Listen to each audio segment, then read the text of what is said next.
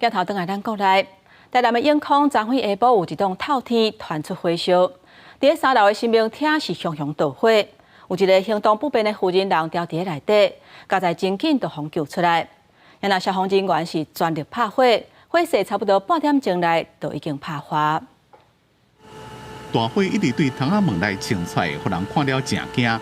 伫台南市永康区台湾二轨这间电梯，昨下昼5点外，伫3楼的光马道突然间大火，1楼有住一位行动无方便的妇人人，好加在住伫附近的亲友赶紧给救出来。他卧床，他在1楼，所以可能是他们家这里的亲戚看到失火，赶快把他移出来的。这位妇人人住伫咧1楼，不过听讲因小弟是住伫咧3楼。好加在发生火警迄当阵，3楼厝内无人，人真平安。不过火烧甲正烈，惊讲烧到厝边甲后壁的明梯，消防人员牵水线向3楼甲巷仔喷水，以免火弹开。那我们总共派遣19部消防车及救护车辆，那总共37人。那成功将火势把它局限在3楼，因为它的第2面跟第3面都紧邻民宅。